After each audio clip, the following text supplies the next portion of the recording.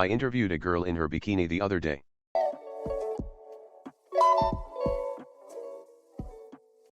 This was over Zoom. She was using her phone and she was trying to hide the fact that she was out in public by using a background effect. I don't care when people interview out in public. I understand that a lot of people might not have a great space to interview in. This girl though, she was walking around the entire time, giving us only a shaky undershot of her face, mostly chin. She then entered a business which I believe was a Starbucks, and started having a conversation with two different people during her interview. She definitely muted herself to order something and then hit me with "Sorry, can you repeat the question?" I kept the interview going as it was more entertaining than anything. She then left and walked for a few minutes before sitting down somewhere. This is when she accidentally panned her camera down, revealing she was in a bikini. I'm not saying that she was wearing clothes and I could see that she had a bikini on under it, she was only wearing a bikini. With that being said, I am a millennial and I believe anyone should be allowed to express themselves in any way they want, tattoos, hair color, etc.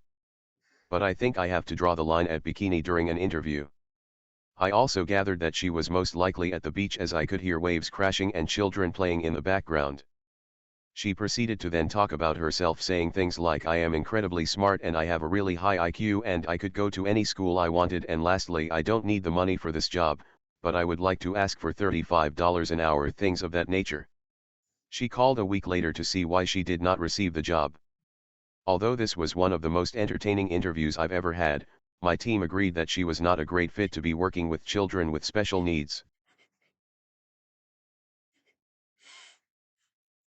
And then they edited it to say, came back not expecting all the comments. I appreciate all of you, and I wish I could respond to everyone. With that being said, to all the folks in here who are defending the girl, I'm glad you are fighting the good fight for a better future. But if you really think I was being too harsh, I invite you to attend your next formal interview in the same attire you would wear at the pool or beach, and let me know how that goes. Okay, that's a lot. I don't really have too much to say about this one. I just I thought it was too good not to put up there, but I do, we're in an interesting new world, right? Where we are doing interviews that typically might have been in person now virtually. And there is a dynamic, and like there's a question, it's like, oh, what should I wear for my virtual interview? And college fraternity parties around America have already taught everybody what you're supposed to wear to a Skype interview with the Skype interview themed party. But really, I mean, in general, just for any of you that are thinking, I'd say not what this woman did. So a quiet environment where you can minimize interruptions, which is not what this woman did.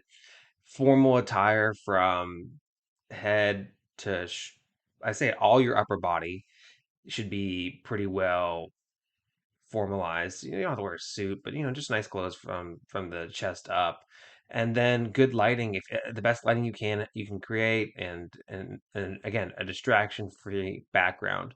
And then generally, it is important to stay 100% focused on an interview whenever you're in it.